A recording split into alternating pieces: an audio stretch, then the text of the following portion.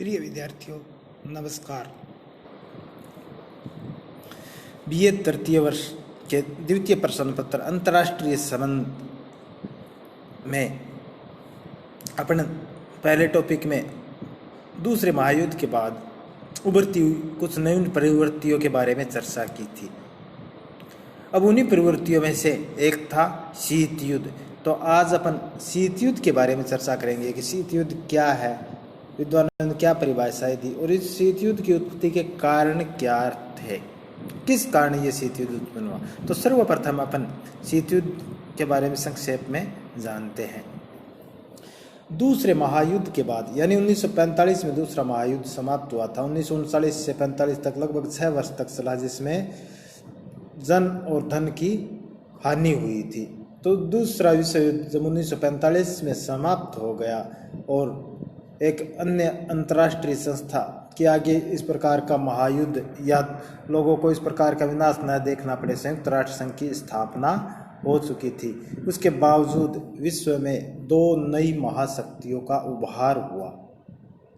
वो दो महाशक्तियाँ थी संयुक्त राज्य अमेरिका और सोवियत संघ, जिसको आज भूतपूर्व सोवियत संघ, क्योंकि 1991 में सोवियत संघ का विखंडन होकर कई अलग अलग राज्यों में विभाजित हो गया और उसकी जगह आज प्रमुख रूप से रूस ने जगह ले ली। तो इन दो महाशक्तियों का उदय हुआ। इन दोनों महाशक्तियों के बीच में जो प्रतिस्पर्धा चली थी उसी को हम आम भाषा में शीत युद्ध कहते हैं। तो दूसरे महायुद्ध के बाद विश्व में दो महाशक्तियाँ रह गई, यानी जो यूरोपीय महाशक्तियाँ थी जो पहले थी, अपन पढ़ चुके हैं कि लंबे समय तक वो शक्तियाँ रही, ब्रिटेन, फ्रांस, ये। तो दूसरे महायुद्ध के बाद में इसकी शक्ति पूरी तरह से क्षीण हो चुकी थी। वो इस स्थिति में नहीं थी कि विश्व में अपना प्रभुत्व कायम रख सके। तो इनकी जगह दो नई महाशक्तियों का उभार हुआ। इन दो महाशक्तियों के आपसी संबंधों को व्यक्त करने वाला सबसे अधिक उपयुक्त शब्द है शीत युद्ध, जिसको अंग्रेजी में कोल्ड वार कहते हैं।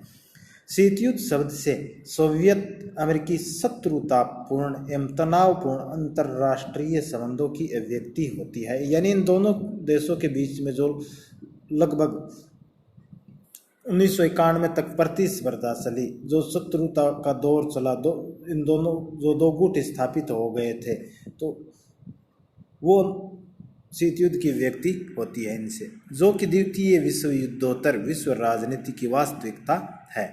इन शत्रुतापूर्ण संबंधों को गर्म युद्ध में परिवर्तित किए बिना, यानी वास्तविक युद्ध में जो हथियारों से लड़ा जाता है, वो इन दोनों के बीच में कभी नहीं हुआ। तो गर्म युद्ध में परिवर्तित किए बिना इस शीत युद्ध में वैचारिक घृणा, राजनीतिक अविश्वास, सैनिक प्रतिस्पर्धा, जासूसी, मनोवैज्ञानिक युद्ध और कटुतापूर्ण संबंध देखे गए। यानी 1945 से 1991 तक का जब अंतर्राष्ट्रीय संबंधों का हम अध्ययन करते हैं तो इन पूरा विश्व इन दो महाशक्तियों के इर्द गिर्द ही अंतर्राष्ट्रीय राजनीति हमें देखने को मिलती है और ये दोनों महाशक्तियाँ विश्व के अन्य अंतर्राष्ट्रीय राजनीति को प्रभावित करते रहे हैं।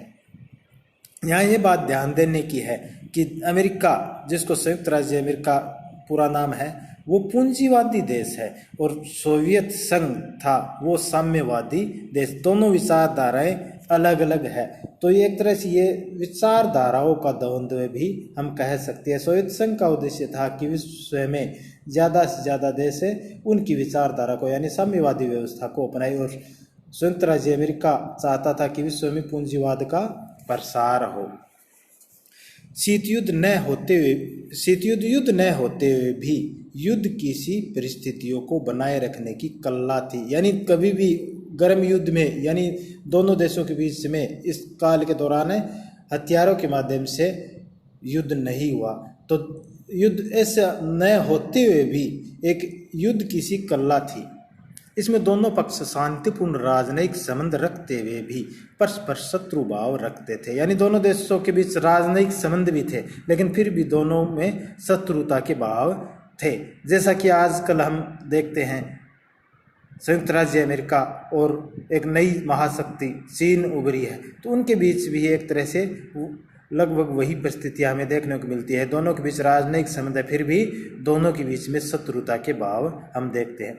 शीत युद्ध एक प्रकार का वाक युद्ध था। वाक यानी वाणी, यानी बोलना, भाषा, बोलचाल से, यानी वक्तव्यों के माध्यम से एक तरह से निष्ठा दिखाने का प्रयास, जिससे कागज के गोलों, पत्र पत्रिकाओं, रेडियो तथा प्रसार साधनों से लड़ा गया। यानी इन शीत युद्ध के प्रसार के ये एक तरह से माध्यम थे, विभिन्न प्रकार के पत्र पत्रिकाएं, रेडियो, ये इसीलिए इसको वाक युद्ध भी कहती है। यह एक प्रकार का कूटनीतिक युद्ध भी था, जिससे शत्रुओं को अकेला करने और मित्रों की खोज करने की चतुराई का भी प्रयोग किया गया। यानी इन दोनों महाशक्तियों ने ये ज़्यादा से ज़्यादा कोशिश की कि उनके ज़्यादा से ज़्यादा मित्र बने और दूसरे पक्ष के शत्रु बने, इसलिए उन्होंने दोनों ने गुट बना दिए और इन गुटों के माध्यम से इन विभिन्न देशों को विभिन्न प्रकार की आर्थिक सहायता या अन्य सहायता या डरा धमकाकर अपने पक्ष में करने का इन दोनों देशों ने ही प्रयोग किया। तो ज़्यादा से ज़्यादा मित्र बनाने की कोशिश की और विपक्षी देश को के ज़्यादा से ज़्यादा शत्रु बनाने की कोशिश इन दोनों ने की। जवाहरलाल नेहरू के अनुसार शीत युद्ध पुरातन शक्ति संतुलन की अवधारणा का नया रूप है। ये दो विचारधाराओं का, मैंने विचारधाराओं की बात की, साम्यवादी पक्ष थे, सोवियत संघ, और पूंजीवाद समर्थित थे संयुक्त राज्य अमेरिका। तो ये दो विचारधाराओं का संघर्ष न होकर दो भीमाकार यानी विशालकाय शक्तियों का